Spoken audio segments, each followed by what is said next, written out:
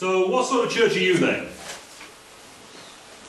Quite a formidable woman in the livestock mart, leaning out of her 4x4 vehicle. What sort of church are you then? The question was civil, but searching. And then she seemed to have surprised herself a little bit with the directness of her approach, and I just knew, in the back of my head, I knew the sort of self-defence proposition would be coming from her very soon. Yep, here it comes. We're not religious, I just go by what I can see. I've got to be able to see it to believe it. But we had a wedding last week, and when people say to me, we had a wedding last week, and I know something outrageous happened with a vicar somewhere, with a nice, pretty building in the countryside, but a vicar who had lost the plot somewhere along the road. And as they put it, the vicar was a bit of a boy, he was late for the wedding practice, because as they put it, he had trouble dragging himself past the pub to get there. And on it went in similar vein, right? So if people only believe what they can see, what can you see when it comes to issues of God? Because you can't see God, can you? That's what you say to people. Perhaps you say something like, well, you can't see electricity, can you? You still believe in it. That's quite a good one. Just don't put your finger in it. We maybe say, well, you can't see love, but you believe in it. Don't you? We might say you can't see the wind, but you can see what it does to the trees. But they can't seem to see those things because they're not looking at them.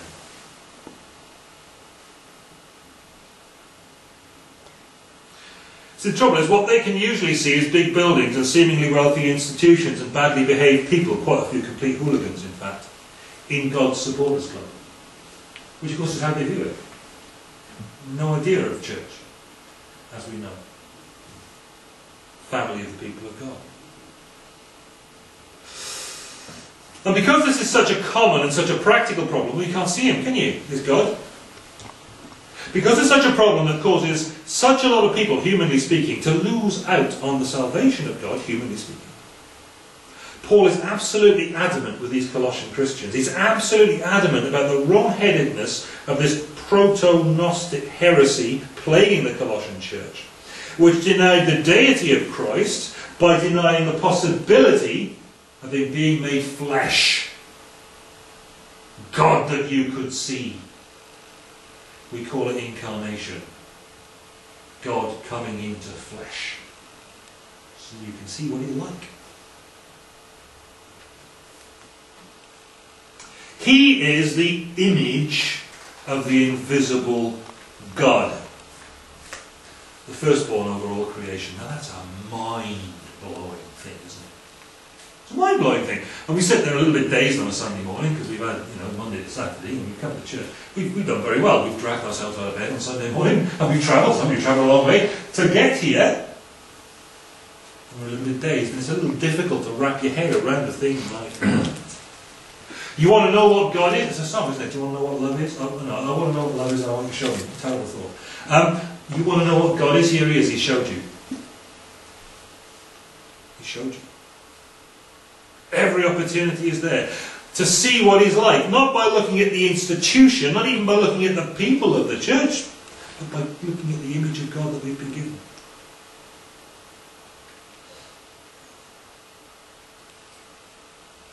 And we've rushed ahead a bit because people do object to our faith and our God because they reckon they just can't see him. And there is a measure of truth in that. There's a measure of truth in that. Because behind this verse lies perhaps a crucial recognition of a certain Old Testament truth. Because ultimately, completely, totally, for fallen human beings in a fallen world, God is invisible. Here it says, verse 15, look, he is the image of the invisible God. So we're not talking about visible God, we're talking about the image of God here. We're talking about God being able to allow us to see just so much of himself as sinful human beings and live. We're seeing a representation of his absolute totality of character in the image of God in Jesus. We'll get a bit more on that in a minute. From Old Testament times onwards, here's a heavily reasonably heavily emphasised theme of biblical theology. God is invisible. In contrast with the gods of the nations, the God of Israel is the invisible God. Now the nations have all got their tin pot little gods made out of wood and stone and bricks and stuff. Yeah? But Israel's God is the invisible God. He's real, but he's spirit. God is spirit. And because he's spirit, he is also visible. Yeah? Happy? Yeah, okay. It's all good logical stuff, this, isn't it? For a Sunday morning, you're working quite hard. Well done, everybody. But we have a problem in that we are visual input dependent people. Now think of Thomas. We've got a lot of time for Thomas, haven't we? You know, the disciple. Thomas, yeah?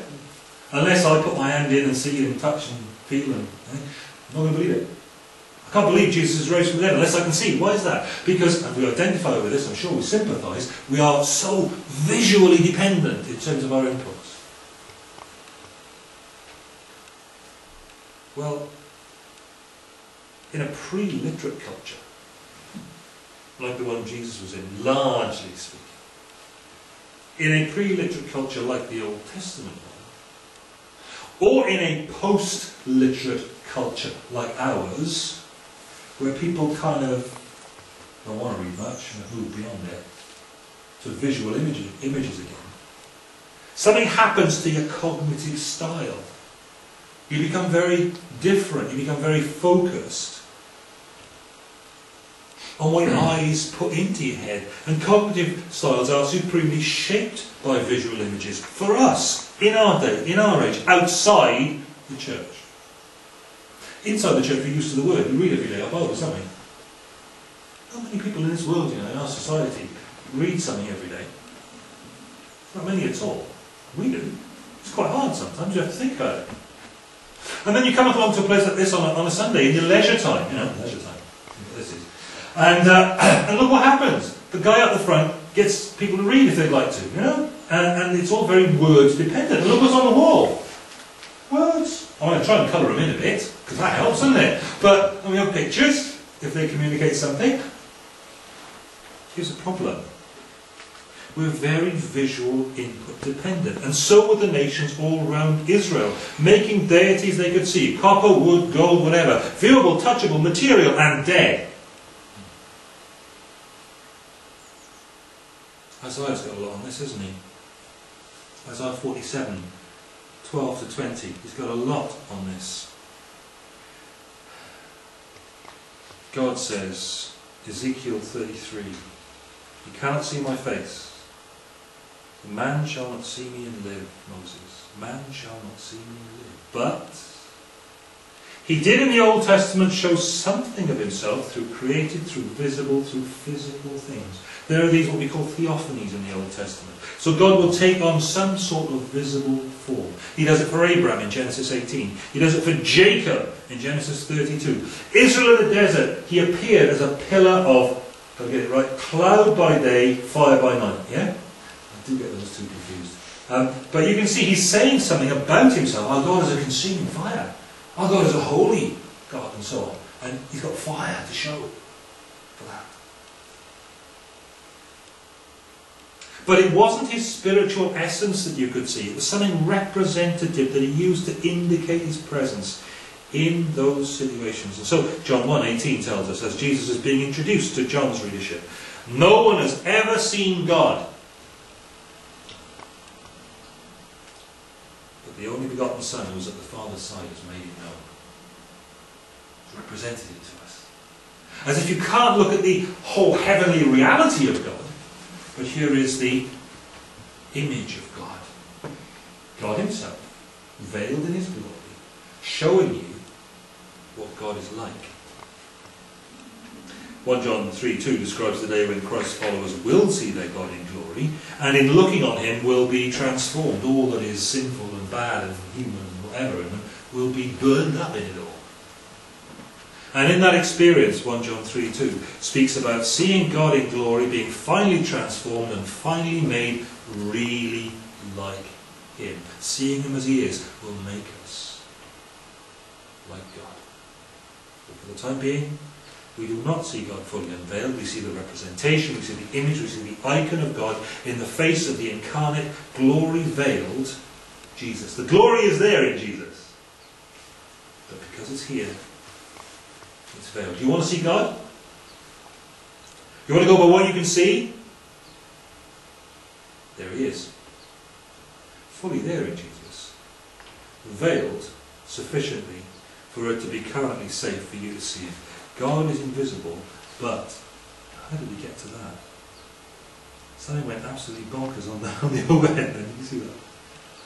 Jesus is God's image.